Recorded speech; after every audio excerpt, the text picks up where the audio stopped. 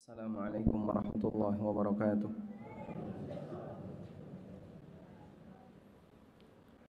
Alhamdulillahi rabbil alamin. Wassalatu wassalamu ala ashrafil mursalin nabiyyina wa maulana Muhammadin wa ala alihi wa sahbihi ajma'in. Wa ashhadu an la ilaha illallah wahdahu la syarikalah. Wa ashhadu anna Muhammadan abduhu wa rasuluh sallallahu alaihi wa ala alihi wa sahbihi wa man tabi'ahum bi ihsanin ila yaumiddin.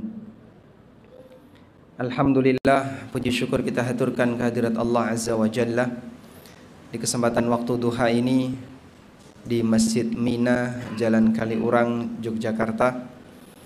Kita dikumpulkan oleh Allah dalam rangka untuk belajar bareng.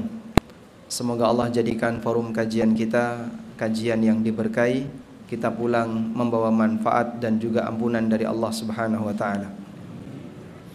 Tidak lupa kita mengucapkan jazakumullah khairan kepada DKM Masjid Mina yang telah memberikan fasilitas bagi kita untuk belajar bersama. Dan sebagaimana yang disebutkan dalam pengumuman, kita akan membahas bekal untuk pulang. Ada sebuah pesan yang pernah disampaikan oleh Jibril alaihissalam kepada Nabi sallallahu alaihi wasallam, yang tentu saja itu juga sekaligus pesan bagi seluruh umat beliau alaihi salatu wassalam. Karena kita lebih butuh untuk banyak beramal dan menjaga diri, sebab kita tidak maksum.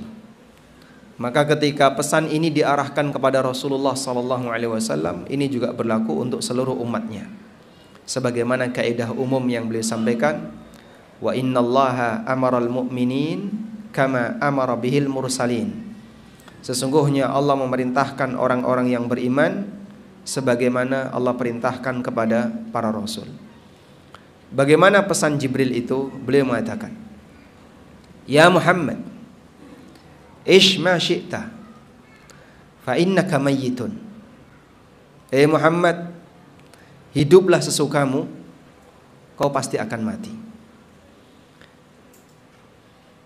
Wa ahbib ma syi'ta fa innaka mufariqu. Cintai siapapun yang ingin kau cintai, dan yang pasti kau akan berpisah dengannya. Wa'mal ma syi'ta fa innaka majziyun anhu. Dan lakukan sesuai dengan apa yang kau inginkan, namun yang jelas kau pasti akan dibalas. Demikianlah kaidah umum dalam kehidupan. Sehingga siapapun yang hidup di muka bumi ini, dia pasti akan mati. Dan siapapun yang mati, dia pasti akan berpisah dengan yang dia cintai, baik manusia maupun harta. Dan selanjutnya dia akan menghadapi hisab di hadapan Allah Subhanahu wa taala. Maka siapapun yang sadar ketika dia mau pulang kepada Allah, sudah saatnya dia mempersiapkan ketika dia pulang untuk selamanya dan tidak akan kembali lagi di kehidupan dunia. Bapak Ibu yang dimuliakan Allah Subhanahu wa taala, alhamdulillah Allah menjadikan kita hamba yang beriman. Dan dengan modal iman kita meyakini akan ada kehidupan yang kedua, yaitu kehidupan akhirat yang isinya hisab, gak ada amal. Dalam posisi ketika kita menghadapi kehidupan yang kedua ini, tidak mungkin kita bisa menambah ketaatan. Amal hamba sudah terputus sejak kapan? Sejak dia mati. Nabi SAW bersabda dalam hadis riwayat Muslim, idza matal insan inqata amaluhu illa min thalath. Apabila manusia mati, maka seluruh amalnya akan terputus kecuali 3 amal. Lalu beliau menyebutkan beberapa amal, yaitu 3 amal yang akan terus mengalir pahalanya. Kaidah dalam hadis ini, siapapun yang mati nggak bisa nambah amal. Maka orang mati kalau ditalkin di kuburan, ya percuma saja. Wahai fulan, kowe nek malaikat teko, kowe ditakoni man rabbuka, jawaban Rabbku Allah. Sehingga dia ketika didikte seperti itu, sementara dia sudah mati, mungkin nggak dia bisa untuk menjawab? Nggak bisa. Semuanya kembali kepada amalnya. maka seorang hamba yang dia tidak punya bekal yang maksimal sebelum dia pulang kepada Allah, maka bisa jadi dia akan gagal ketika menghadapi hisab. Selanjutnya jemaah, karena kita beriman, maka kita beribadah kepada Allah. Dan prinsip kita dalam beribadah adalah kejarlah kehidupan yang kedua agar kau bisa bahagia di sana. Sebab kehidupan yang kedua tanpa ujung. Allah Subhanahu wa taala mengatakan, "Wabtaghi fima ataakallahu ad-daral akhirah, wala tansa nasibaka minad dunya." Bersemangatlah untuk mengejar pahala akhirat yang Allah sediakan untuk kalian. Yaitu ketika kita beramal, ketika kita beribadah kepada Allah, yang itu merupakan tujuan kita diciptakan, bersemangatlah untuk mengejar balasan di akhirat. Wala tansa nasibaka minad dunya, tapi jangan lupakan jatahmu di dunia. Kau juga harus melakukan aktivitas dunia untuk mencukupi kehidupan kamu ketika di dunia. Sehingga ketika beramal, tujuan besar kita adalah agar mendapatkan pahala dari Allah, agar kita dijauhkan dari azab Allah, agar kita bisa mendapatkan surga yang disediakan oleh Allah Subhanahu wa taala.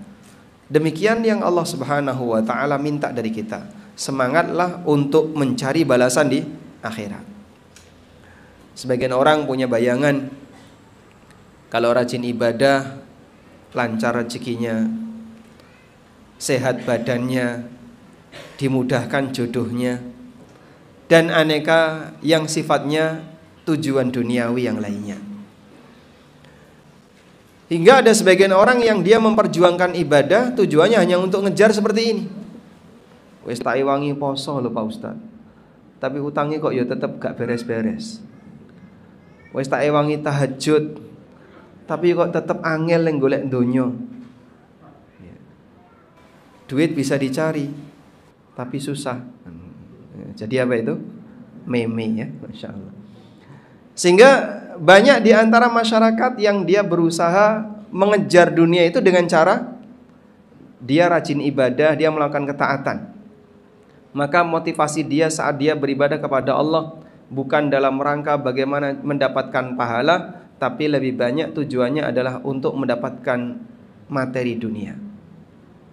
Padahal Bapak Ibu yang kami hormati, kita perlu ingat balasan yang disediakan oleh Allah bagi hambanya hanya akan Allah sempurnakan ketika di akhirat. Allah Subhanahu wa taala berfirman, "Kullu nafsin dha'iqatul maut wa innama tuwaffawna ujurakum yaumal qiyamah." Sedaya sing urip bakal mati. Yang bernyawa akan merasakan kematian. Wa innama tuwaffawna ujurakum yaumal qiyamah. Dan Allah dan kalian hanya akan dipenuhi balasannya kelak di hari kiamat. Maka sing arep-arep balasan ning donya tidak mungkin akan diberikan oleh Allah keseluruhan. Manusia hanya akan dipenuhi balasannya di akhirat. Sehingga kalau ada orang berpikir, saya sudah rajin ibadah, tapi kenapa rezeki saya kok masih seret? Le nyambut gawe angel, le golek gawean yo susah, anak sering sakit, bojo uring-uringan, dan aneka masalah keluarga yang lainnya. Padahal wis tak ewangi poso, wis tak ewangi tahajud, dan aneka komentar ibadah yang lainnya. Orang ini perlu disadarkan. Nyun sewu Bapak, nek sampean ngibadah, Allah berjanji akan memenuhi pahalanya, balasannya di akhirat. Sehingga kalau jenengan tidak dibalas di dunia, misalnya sebagaimana yang Anda harapkan, ya jangan terlalu dikejar. Sebab itu bukan tujuan utama. Jadikan tujuan utamanya adalah untuk mendapatkan balasan Allah Subhanahu wa taala di akhirat. Baik. Selanjutnya, bekal apa saja yang bisa kita lakukan agar kita bisa pulang dalam kondisi bahagia? Orang yang punya harapan pasti dia akan semangat untuk pulang. Tapi kalau nggak punya harapan, dia akan takut untuk kembali. Misalnya, bagi yang masih mudik. Anda misalnya dikasih tahu sama orang tua, ayo mulai, bapak arep bagi warisan. Engko nek sampean mulai langsung dikai warisan. Kira-kira anak semangat gak untuk pulang? Semangat. Kenapa? Wis ana sing dicawiske. Sudah ada yang disediakan di rumah. Ada harapan menyebabkan dia semangat untuk pulang. Karena dia punya harapan. Tapi kalau orang gak punya harapan, apalagi bayangan dia ketika di rumah, wah kok nek oma malah repot, dikongkon kanan ke kiri, dikongkon ngene, kongkon ngono. Kemudian dia disuruh pulang, kira-kira semangat gak untuk mendapatkannya? Tidak. Mungkin dia akan malas-malasan. Ya bapak enteni ning omah ditunggu. Gendang mulai ngewangi bapak nyambut gawe. Anak mungkin akan malas. Ketika di sana dia tidak mendapatkan sesuatu yang menguntungkan. Karena itu kalau orang ingin bahagia ketika dia pulang kembali kepada Allah, berarti miliki harapan besar di sisi Allah. Ketika dia tidak punya harapan yang besar di sisi Allah, bagaimana mungkin dia akan bisa bahagia ketika pulang? Allah Subhanahu wa taala berfirman, "Faman kana yarju liqa'a rabbih fa'amalan salihah wa la yusyrik bi'ibadati rabbih ahada." Siapa yang punya harapan ketika ketemu Allah? Orang punya harapan ketika ketemu Allah, kapan itu? Di saat dia punya bayangan dapat pahala, dia punya bayangan dicintai oleh Allah, akan dirahmati oleh Allah, diampuni dosanya oleh Allah. Di saat itulah dia punya harapan besar untuk segera ketemu Allah. Karena dia punya harapan di sisi Allah Subhanahu wa taala. Lalu Allah Subhanahu wa taala sebutkan, siapa yang ingin punya harapan seperti ini, falyamal amalan salihah. Maka dia harus bersemangat untuk melakukan amal saleh. Dan jangan batalkan amal saleh itu dengan perbuatan yang menyebabkan amalnya hilang. Wala yusyrik bi'ibadati rabbih ahada. Dan jangan batalkan amalmu dengan berbuat syirik kepada siapapun dalam beribadah kepada Allah. Sehingga perbanyak bekal dengan amal saleh agar kau punya harapan di sisi Rabbmu, yang itu akan membuat kau semangat ketika menghadap Allah. Dan jangan batalkan bekal itu dengan melakukan perbuatan maksiat, contohnya syirik. Demikianlah motivasi yang diberikan oleh Allah Ta'ala di akhir dari surat Al-Kahfi. Karena itu Nabi SAW pernah menyampaikan kepada Aisyah radhiyallahu anha. Nabi SAW mengatakan, "Man ahabba ayyalqallaha, ahabballahu ayyalqahu." Barang siapa yang ingin ketemu Allah, maka Allah senang untuk ketemu dengan dia. Wa man yakraha ayyalqallah, dan barang siapa yang gak senang untuk ketemu Allah, maka Allah tidak akan senang untuk ketemu dengannya. Maka Aisyah bertanya kepada Nabi SAW, "Ya Rasulullah, ayyuna yuhibbul maut?" Ya Rasulullah, ada enggak orang di antara kita yang pengen mati? Ketemu Allah itu apa? Mati. Lalu Nabi SAW menjelaskan, bukan itu maksudnya. Maksudnya adalah siapa yang dia ingin ketemu Allah dalam kondisi bahagia, maka dia harus mempersiapkan bekal ketika dia mau menuju Allah. Sehingga dengan itu dia akan senang ketika ketemu Allah, dan Allah senang ketemu dengan dia. Tapi bagi orang yang dia pemalas atau bahkan jauh dari agama, tidak mungkin dia punya harapan yang besar di sisi Allah, karena tidak ada yang bisa diharapkan. Apa amalmu yang bisa diharapkan?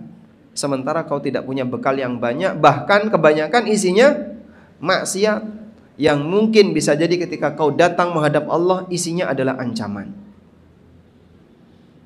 Karena yang namanya harapan itu butuh muqaddimah. Yang namanya harapan butuh muqaddimah. Baik, misalnya Bapak ya, Anda dipanggil seorang pejabat kepada Bapak Budi, nanti dipersilahkan untuk menghadap ke istana karena Bapak akan titik-titik. Nah, titik-titiknya tidak disebutkan ya. Dalam posisi titik-titik tidak disebutkan, kira-kira gimana, Pak? Senang, sedih, atau bingung? Hah? Mana? Semuanya. Apa iso dicampur gitu? Senang, sedih, campur jadi siji.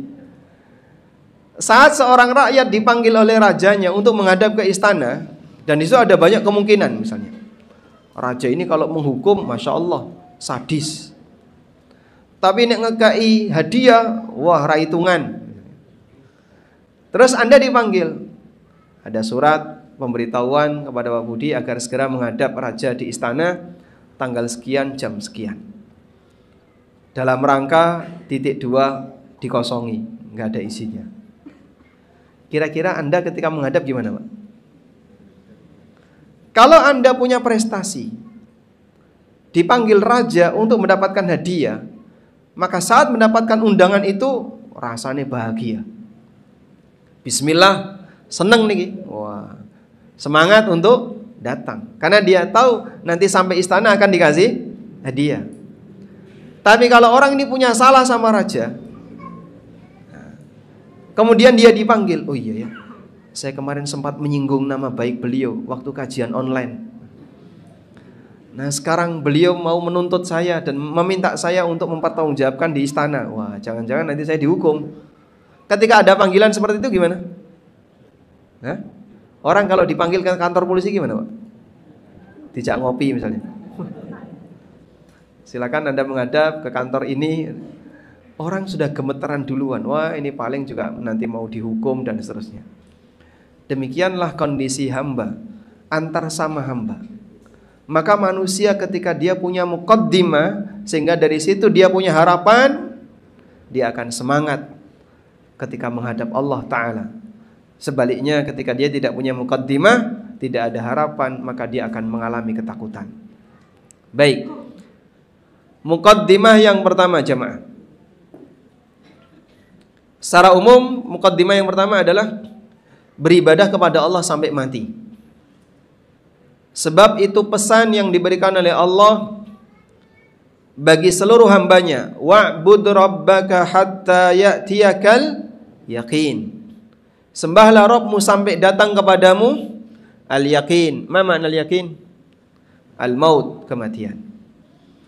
Ya, meskipun ada sebagian yang ngasih tafsir al-yaqin di situ ya ketika kita sudah sampai pada puncak yakin, berarti leren ibadah. Sudah tidak wajib ibadah karena kita sudah sampai pada tingkatan yakin. Nah, ini keyakinan orang sufi. Makanya mereka membagi manusia bertingkat.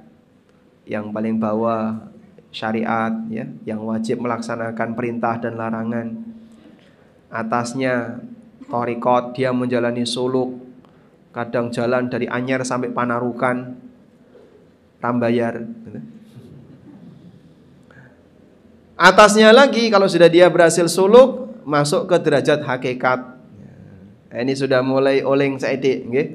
Kadang sholat, kadang ra sholat, menyendiri, nggak pengen ketemu orang. Puncaknya ma'rifat, atasnya nekat. Nah, nek wis nekat, isine maksiat, ra tau sholat, ra tau ibadah dan seterusnya. Kayak gini kok pengen bahagia di akhirat. Tidak mungkin.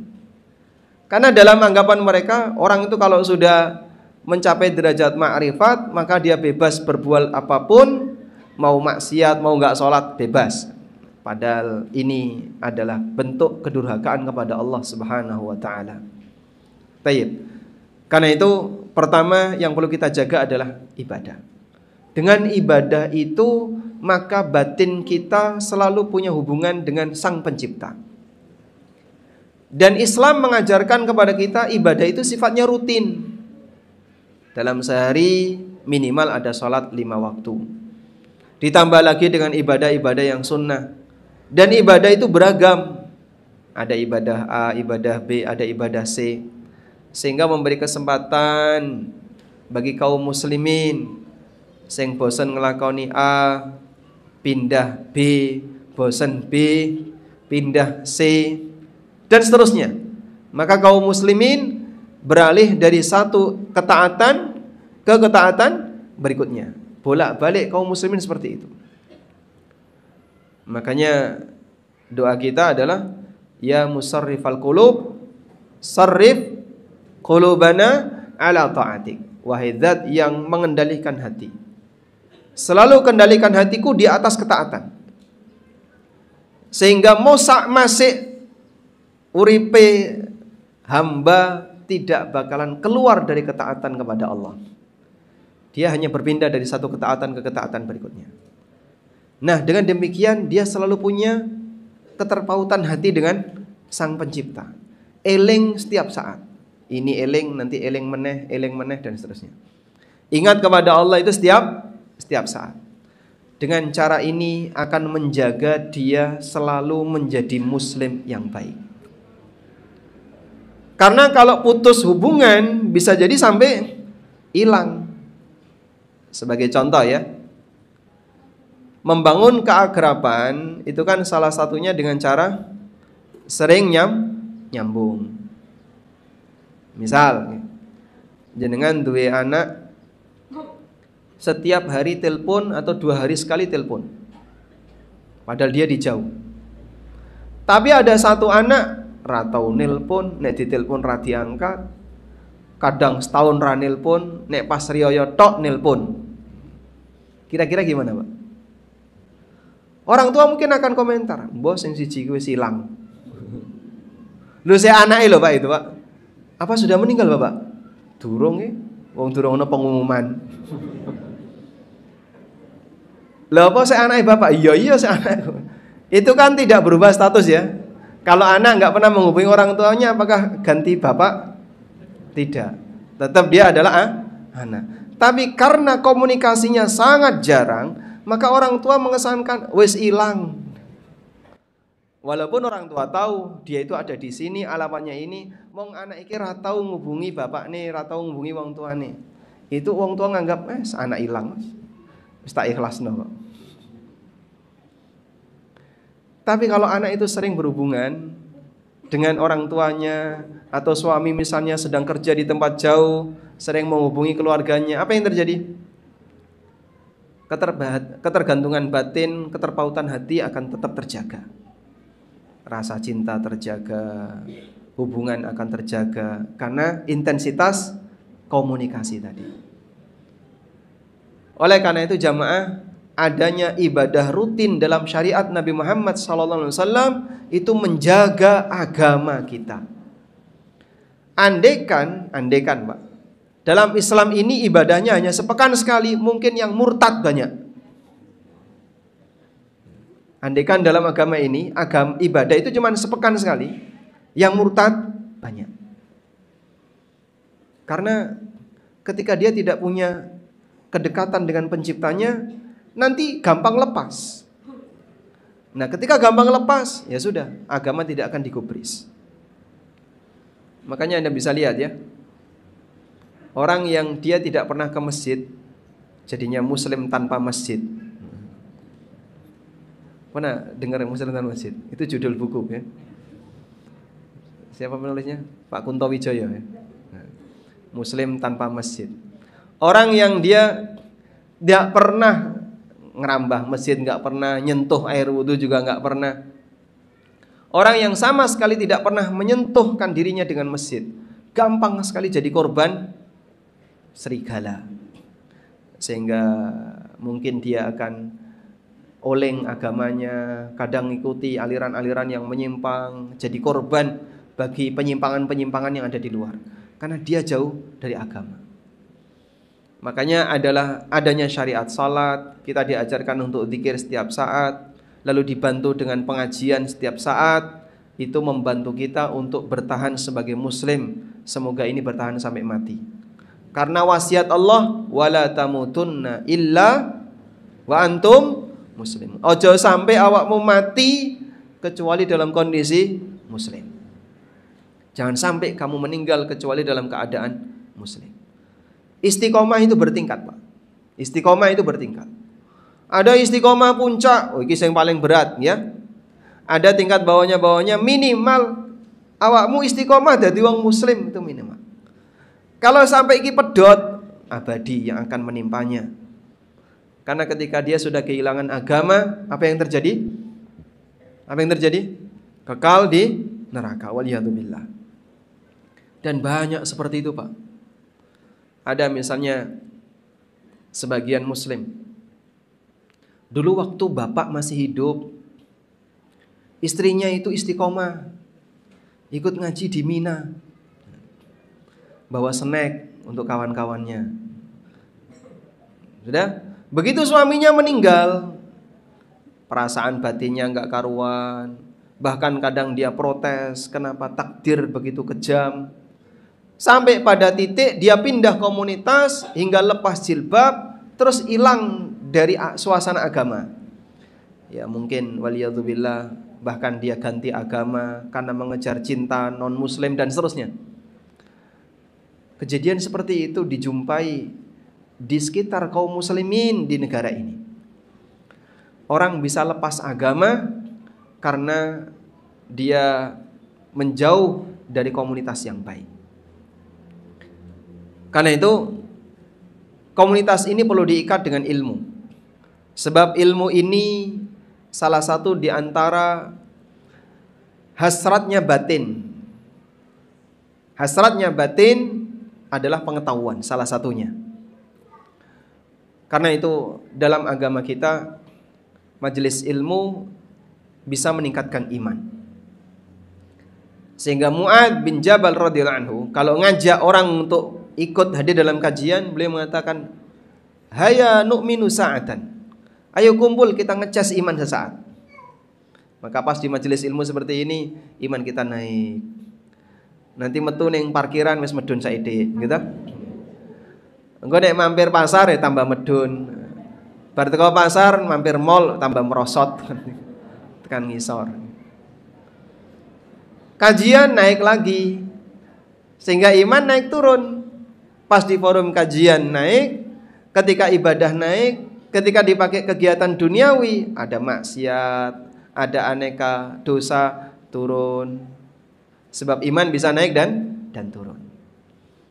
Nabi SAW bersabda, kalau ada sekelompok orang kumpul di masjid, lalu mereka belajar Al-Quran, apa yang beliau janjikan? Illa nazalat alaihimus sakinah. Akan turun kepada mereka as-sakinah. As-sakinah artinya apa? Ketenangan. Akan turun kepada mereka ketenangan. Yang dengan as-sakinah ini, iman seorang hamba bisa naik. Allah Ta'ala berfirman, huwallazi anzalas sakinata fi qulubil mu'minin liyazdadu imanan ma'imanihim. Dialah zat yang menurunkan as-sakinah di hati orang yang beriman, untuk menambah iman mereka di samping iman sebelumnya yang telah mereka miliki. Sehingga dengan modal as-sakinah iman bertambah. Makanya menjaga iman itu salah satunya dengan hadir di majelis ilmu, hadir di tempat-tempat ibadah, hadir di tempat-tempat untuk melakukan ketaatan, imannya jadi naik. Baik, ini bekal yang pertama. Dan selalu dukung dengan doa. Kita nggak tahu seperti apa nasib kita besok, setelah sekian tahun, setelah sekian waktu. Sekarang alhamdulillah masih bisa merasakan nikmatnya iman dengan ibadah. Tapi kita nggak tahu apakah ini akan tetap melekat pada diri kita ataukah nanti hati kita akan geser dan berbelok. Maka dukung dengan apa? Satu, syukuri hidayah ini sebagai nikmat. Karena nikmat kalau tidak disyukuri, bahaya dicabut oleh Allah. Sebagaimana nikmat yang lain kalau disyukuri, maka Allah akan janjikan apa? Bertambah. La in syakartum la azidannakum. Kalau kalian bersyukur, maka aku akan tambahkan kepada kalian. Wala in kafartum inna adzabi lasyadid. Dan kalau kalian kufur, ingatlah sesungguhnya azabku itu keras. Dan salah satunya adalah dicabut nikmat itu. Maka kalau hidayah ini adalah nikmat, syukuri itu sebagai nikmat. Anda mengucapkan alhamdulillah alladzi hadana lihada, atau dengan kalimat-kalimat yang semisal, atau intinya adalah pengakuan batin bahwasanya hidayah ini adalah nikmat dari Allah Subhanahu wa taala. Karena ketika hidayah ini tidak disyukuri, Pak, bisa jadi dicabut oleh Allah waliyadzubillah, sehingga orangnya hilang dari lingkaran agama. Ada sebagian orang yang dia masuk Islam itu rasanya berat, dan dia menjadi muslim rasanya berat. Apa-apa kok yo entuk. Titik-titik riba, negak riba haram, goror, ustadz goror. Karena semuanya serba dilarang. Pasca dia belajar. Ada orang yang hadir di majelis ilmu itu rasanya Masya Allah, seperti dia berada di atas tungku. Kapan kita ngerampung, bolak-balik tengok jam. Noleh mengguring nol, Pak. Jam pira tuh? Oh, kok saya suwe ya? Dia nggak betah gitu ya. Dia nggak betah di tempat seperti ini. Maka bagaimana dia bisa mensyukuri nikmat hidayah kalau dia dengan hidayah dia nggak betah? Yang saya nggih. Jenengan kalau sholat tarawih lihat jam berapa kali? Hah? Orang kalau sholat tarawih lihat jam berapa kali? Atau nggak lihat jam sama sekali? Wes tawakal ala Allah, bawa rampung bora pokoknya tawakal. Ada kayak gitu? Pasti kita akan lihat bolak-balik nek nggawa jam dhewe ya. Jam 8 kok durung witir ya. Karena kita tidak bisa menikmatinya. Bagaimana mungkin kita akan mensyukurinya sementara kita dalam kondisi seperti tersiksa ketika melakukannya. Sehingga saat kita ibadah, saat kita hadir di majelis ilmu, saat kita berada di tempat-tempat ketaatan, kita gak betah dan gak kuat lama. Baik. Selanjutnya, modal yang kedua. Agar kita bisa pulang dengan selamat, modal berikutnya adalah iringi dengan banyak taubat. Taubat itu fungsinya apa jamaah? Untuk bersihin, Pak, dari diri kita ini, dari noda-noda dosa dan maksiat. Sebab maksiat itu apa? Noda. Maksiat itu kotoran yang melekat di hati hamba. Nabi SAW pernah bersabda, "Idza adnabal abdu dzanban." Nalikane menungso niku maksiat, nukitat fi qalbihi nuqtatun sauda, mongko ning atine bakal dikasih titik noda hitam. Nek rajin maksiat ya titik. Nek maksiate gede ya ora mung titik, Pak. Oh iso hitam pekat nempel di permukaan. Maka perbuatan syirik itu menghitamkan semua hati. Sehingga Allah menyebut innamal musyrikuna najasun. Wong musyrik niku najis. Najis apanya, Pak? Di hatinya ada kotoran syirik, sehingga najis dia masukkan ke dalam hatinya. Maka orang musyrik dia susah mendapatkan hidayah, orang munafik susah mendapatkan hidayah yang digambarkan oleh Allah dalam Al-Qur'an, afala yatadabbarunal Qur'an am ala qulubin aqfaluha. Kenapa mereka tidak merenungi Quran? Padahal setiap hari mereka dengar. Apakah karena hatinya terkunci? Sehingga karena hatinya terkunci susah ditembus oleh hidayah. Kata Nabi SAW, fa in taba wastaghfara, nek wonge tobat gelem istighfar, sukila qalbuhu, mongko noda-noda hitam tadi dibersihkan. Wa illa zida hatta ta'lu qalba. Kalau kemudian dia enggak mau tobat, enggak mau istighfar, jalan terus, ditambahi noda-noda hitam tadi sampai menutupi hatinya.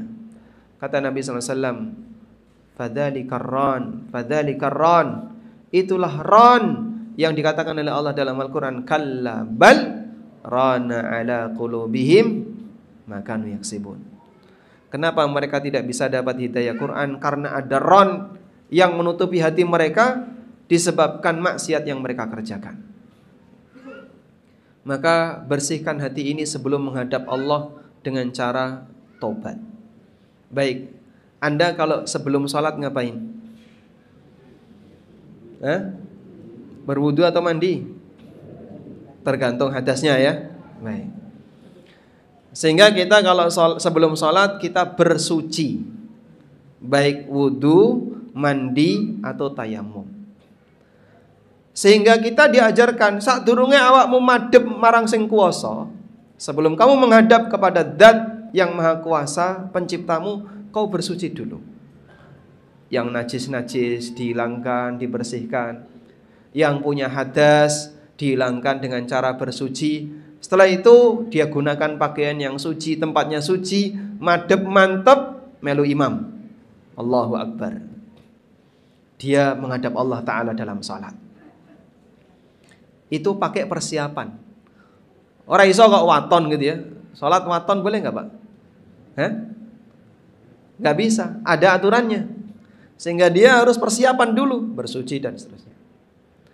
Ketika kita mau beribadah di titik kiblat, persiapannya lebih jauh. Ketika kita mau beribadah di pusat kiblat, persiapannya dari mana? Dari mana Pak? Dari mikot. Yang jaraknya mikot paling dekat itu Tan'im ya, kurang lebih 7 kilo. Sebelum menghadap Allah di titik kiblat, persiapannya 7 kilo. Dari jarak 7 kilo itu sudah nggak boleh melakukan A, B, C. Ada beberapa larangan yang harus dihindari. Ta'ziman lillah, dalam rangka mengagungkan Allah Subhanahu wa ta'ala. Yang paling adoh mikote penduduk Madinah. Di mana? Bir Ali Dzul Hulaifah. Yang jaraknya 450 kilo. Ya. Nggak tahu 450 kilo itu ditarik dari pinggir apa dari tengah. Jauh sekali. 450 kilo sudah persiapan. Berarti kira-kira Jogja Surabaya. Iya. Berapa kilo itu? Ada 450? Jogja Surabaya, sekitar ya. Mau beribadah di Surabaya, persiapannya mesti tekan Jogja, Pak. Sepanjang dari Jogja menuju Surabaya, pantangan. Banyak yang dilarang, nggak boleh A, nggak boleh B. Ada pantangan-pantangan ketika ihram. Karena kita mau menghadap Sang Kuasa di titik kiblat. Maka bagaimana lagi dengan orang yang mau menghadap Sang Kuasa untuk selamanya? Itulah kematian. Sehingga lahir batin dibersihkan dengan cara banyak bertaubat dan beristighfar. Sebelum kau menghadap Sang Kuasa, maka bersihkan dirimu dengan rajin bertaubat dan mohon ampun kepadanya. Jangan biarkan kotoran dan aneka noda dalam hatimu kau bawa. Najis-najis itu yang merupakan maksiat yang berada dalam hati hamba dibawa menghadap Allah, tidak akan diterima oleh Allah Subhanahu wa ta'ala. Dan waliyadzubillah, kalau tidak diampuni bisa sampai pada tingkatan dihukum di neraka. Baik. Oleh karena itu kita diajarkan seusai amal apapun untuk banyak mohon ampun kepada Allah. Selesai sholat ngapain? Istighfar. Astaghfirullah, astaghfirullah, astaghfirullah, sebagaimana disebutkan dalam hadis dari Thauban. Kana Nabi sallallahu alaihi wasallam idzan sarafa min salati istaghfara thalathan. Nabi sallallahu alaihi wasallam kalau selesai salat beliau langsung istighfar 3 kali. Astaghfirullah, astaghfirullah, astaghfirullah. Kemudian beliau membaca Allahumma antas salam wa minkas salam tabarakta ya dzal jalali wal ikram. Itu teks yang disebutkan dalam Sahih Muslim. Kalau ada tambahan wa ilaika ya'udus salam wa adkhilnal jannata bisalam dan seterusnya, ini enggak ada dalam hadis riwayat Muslim. Riwayat siapa Pak? Enggak tahu. Maka baca saja yang ada dalam teks riwayat Muslim. Baik. Sehingga kita mohon ampun karena dalam amal itu pasti ada kekurangan. Yang kedua, kaum muslimin juga diajarkan kalau selesai haji, thumma afidu min haitsu afadhan nas wastaghfirullah. Kemudian bertolaklah kalian sebagaimana masyarakat bertolak, wastaghfirullah, dan perbanyaklah istighfar. Maka selesai pelaksanaan haji, kita diperintahkan untuk banyak istighfar. Bahkan Nabi Muhammad SAW ketika beliau menjelang wafatnya, beliau diperintahkan untuk istighfar. Surat apa yang terakhir turun? Surat yang lengkap, satu surat terakhir turun, bukan ayat ya. Surat yang terakhir turun, surat An-Nasr. Idza jaa nasrullahi wal fath. Surat An-Nasr yang disebut sebagai surat yang terakhir turun, di situ ada perintah kepada Nabi SAW apabila manusia sudah berbondong-bondong masuk Islam. Wa ra'aitan nasa yadkhuluna fi dinillahi afwaja. Dan kau saksikan manusia mereka masuk ke dalam agama Allah secara berbondong-bondong. Fasabbih bihamdi rabbika wastaghfir. Maka sucikanlah dengan memuji nama Rabbmu. Wastaghfir, dan mintalah ampun kepadanya. Innahu kana tawwaba, sungguhnya dia zat yang maha penerima taubat. Sehingga Nabi SAW diperintahkan sebelum mengakhiri hidupnya untuk banyak istighfar. Maka kata Aisyah radhiyallahu anha, kana an-nabiyyu sallallahu alaihi wasallam yaqulu fi sujudihi wa ruku'ihi subhanakallahumma rabbana wa bihamdika Allahumma ighfirli yu'awwilul Qur'an. Nabi SAW sering membaca ketika ruku' dan sujud, subhanakallahumma rabbana wa bihamdika Allahumma ighfirli yu'awwilul Qur'an. Beliau mentakwil Qur'an, maksudnya mengamalkan isi Qur'an. Jadi makna takwil itu mewujudkan Qur'an yang teks tadi pada amalan real. Dalam bahasa sahabat, itu makna takwil. Yu'awwilul Qur'an, beliau mentakwil Qur'an, maksudnya mengamalkan isi dari teks Al-Qur'an. Baik. Karena mengakhiri tugas itu diakhiri dengan permohonan ampun. Mengakhiri tugas itu dengan permohonan ampunan, sebab kita adalah hamba yang lemah dan kita tawaduk di hadapan Allah dengan mohon maaf, mohon ampun kepada Allah atas kekurangan dan kesalahan yang kita lakukan. Selanjutnya, yang ketiga, yang keberapa? Ketiga. Jadilah hamba Allah yang nol kedzaliman. Jadilah hamba Allah yang tidak punya kedzaliman kepada yang lain. Maka urusan dengan orang lain diberesi sadurunge ditinggal.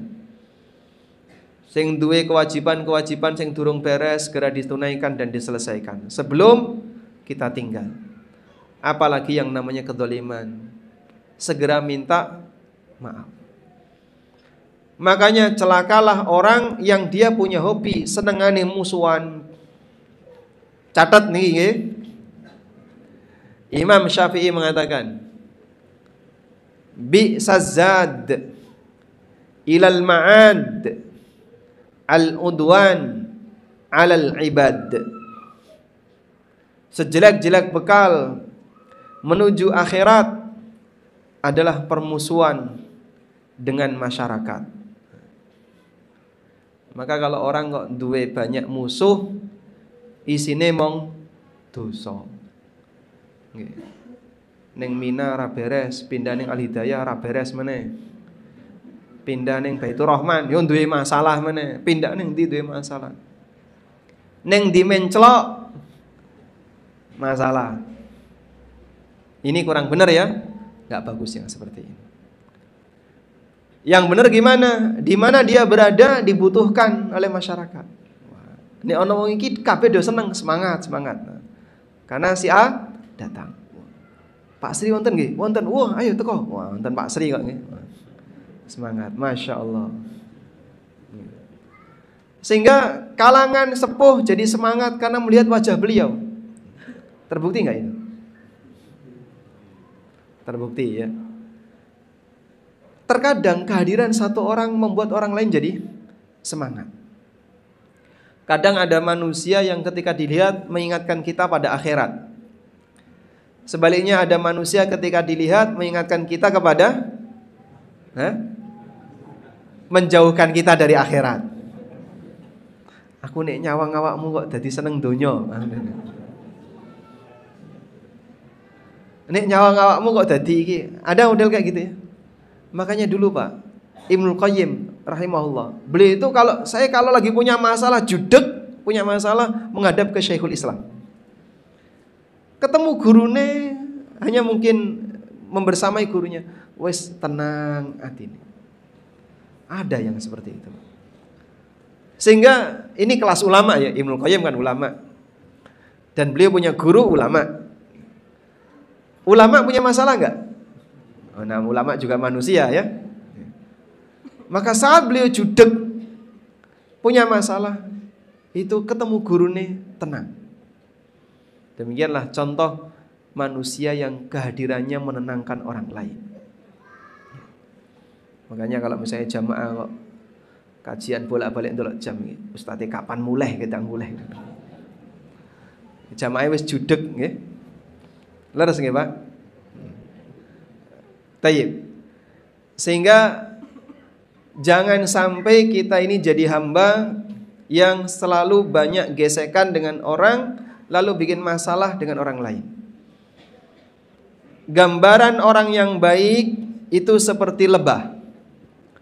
Nabi SAW bersabda, "Mathalul mu'min kamathalin nahlah, la ta'kulu illa tayyiban, wa la tadau illa tayyiban." Mukmin itu sebagaimana lebah, sing dipangan apik, sing ditokno nggih apik. Lebah mengkonsumsi apa, Pak? Nektar. Dia mengkonsumsi nektar. Dan nektar itu ada di bunga-bunga tertentu. Maka bunga bangkai misalnya, Rafflesia, apakah ada lebah di situ? Yang ada apa? Lalat. Sehingga lebah tidak akan hinggap di bunga yang enggak ada aroma madunya. Dia hanya akan hinggap di bunga yang ada aroma madunya. Bunga apa yang bau, Pak, di sekitar kita? Ada? Ada enggak? Sekitar kita. Itu kan di Jambi ya. Jambi itu mana? Atau Bengkulu ya. Kalau di Jawa kayaknya enggak ada ya. Baik. Tapi ada bunga yang wangi dan ada bunga yang tidak wangi. Ini lebah hanya akan hinggap di bunga yang ada nektarnya. Dia menghisap sesuatu yang baik dan ketika keluar baik. Maka mukmin juga seperti itu. Dia hanya akan menyerap yang baik, makanannya baik. Ketika belajar yang didengerin baik. Orang mau guyonan, gojek tok, apalagi isinya mau ngelek-ngelek. Tidak. Mukmin bisa milih majelis yang benar. Sehingga dia hadir di majelis yang isinya akidah yang lurus, bukan akidah yang isinya penyimpangan. Diajari khurafat misalnya. Ini datang di majelis malah diajari khurafat, itu kan hatinya dikotori itu ya. Diajari klenik, ya sama juga. Apalagi diajari syirik, wah itu lebih berbahaya. Sehingga mukmin tahu majelis yang benar. Oh, di sini majelis yang mengajarkan Al-Qur'an dan hadis. Penjelasannya bagus sesuai dengan penjelasan para ulama. Dia kumpul sama orang juga kumpul yang baik, bukan model kumpul yang senang dengan gerenengan. Tapi aku mau mendengarkan ini Pak Ustadz. Dan jenengan menikmati enggak? Ya iya aku ya. Melu seneng kan. Ngurungokno melu seneng mboten niku? Ngurungokno gerenengan itu nikmat enggak? Karena pendengaran itu juga bisa merasakan nih nikmat. Indra pendengaran bisa menikmati, indra penglihatan bisa menikmati, sebagaimana indra pengecapan bisa menikmati. Menikmatinya indra pendengaran ketika dia melihat sesuatu, dia mendengar sesuatu yang dia senangi. Ngurungokno gerenengan. Dia itu sedang baca Quran, sampingnya ada gerenengan. Ini kuping lari ke sana. Karena kuping itu bisa dikendalikan sebagaimana mata. Betul ya? Anda misalnya sedang ngobrol sama orang, yang Anda ajak ngobrol dengerin berita di TV. Kok pas ada berita menarik, wajahnya menghadap kita, tapi telinganya ke sana. Jadi telinga itu seperti dia punya arah. Aku ngrungokno kono walaupun dia menghadapnya ke sini. Betul kayak gitu? Nah, demikianlah Itulah yang dimaksud kadang ada orang yang mencuri dengar. Sehingga di sini mungkin dia sedang baca Quran, yang dia lihat teks Quran, tapi pendengarannya mboh melayu ning mburi, mboh melayu ning samping. Karena ini bisa diarahkan. Mukmin pendengarannya dijaga, sehingga dia hanya mau mendengarkan yang baik. Ono ngrenengan, dielingno nek ra iso ngilang. Aku mau ngrungokno. Sanggup boten ngaten niku? Sanggup boten? Berat Pak Ustaz. Nek ono ya dinikmati sekalian. Apalagi sing digerani, oh iku koncoku ya, aku tak pengen ngerti ya. Mukmin juga hanya melihat yang baik. Dia melihat mushaf Al-Quran, dia melihat apa lagi? Teks buku, dia melihat ilmu-ilmu yang bermanfaat. Maka mukmin mendengarkan yang baik, mendengar yang baik, makan yang baik, ketika keluar baik. Beda dengan lalat, hinggap di kanan, hinggap di kiri. Bagi saya Pak Ustadz, semua pengajian tak ikuti. Padahal dia nggak ngerti itu isinya apakah kebaikan ataukah isinya racun, dia nggak tahu. Yaitu seperti lalat, hinggap di sini, hinggap di sana. Udah, ketika keluar, apa yang keluar? Lalat mengeluarkan apa? Kotoran. Lalat tidak mengeluarkan madu walaupun dia minum madu, karena kecampur dengan kotoran. Lalat tidak akan mengeluarkan madu walaupun dia menghisap manis, gula, karena kecampur dengan najis. Dan sesuatu yang halal ketika kecampur dengan yang haram, jadinya haram. Perumpamaan seorang mukmin, kalau kemudian dia hinggap di kanan, hinggap di kiri, dia nggak ngerti mana yang harus dibuang, mana yang harus dipertahankan, nyampur, jadi syubhat. Maka dia ngomong ngawur. Kadang prinsip agamanya jadi ngawur. Karena itu Muhammad bin Sirin pernah mengatakan, al-ilmu minad din, fandur amman ta'khuduna dinakum. Ilmu itu dari agama, bagian dari agama. Maka perhatikanlah dari mana kalian mengambil sumber agama. Baik, kembali ke tadi ya. Sehingga majelis gerenengan, majelis yang isinya maksiat, tinggalkan. Sebab itu akan menambah permusuhan dan dosa yang nanti akan kita bawa. Dan kalau orang dolim kepada sesama hamba, tidak akan pernah hilang sampai yang didolimi memaafkan. Walaupun Anda rajin sholat, walaupun kita rajin puasa.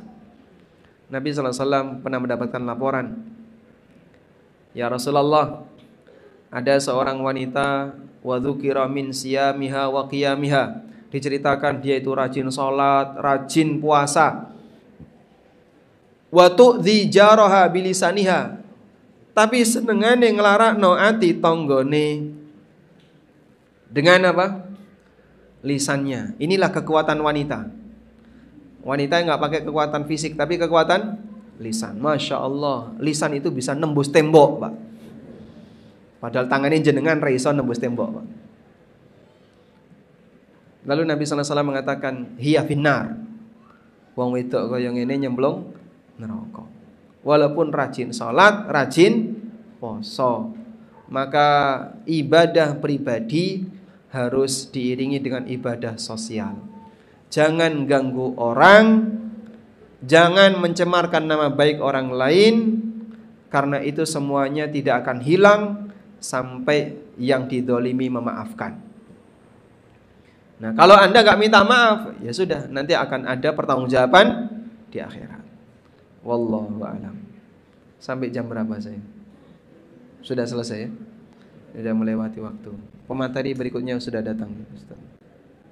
Tadi ada Ustaz Rizky, ada? Sudah datang? Baik. Tayyib, sisa waktu 5 menit ya. Ini jadinya saya yang sering lihat jam.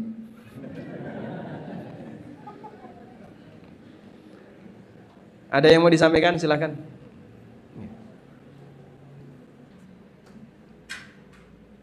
Nggak ada, alhamdulillah. Kita aja.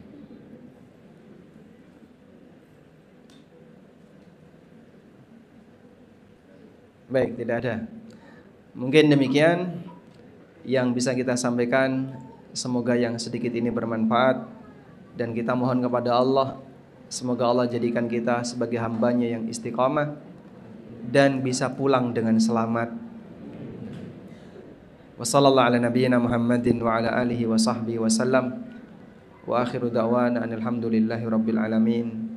Wassalamualaikum warahmatullahi wabarakatuh.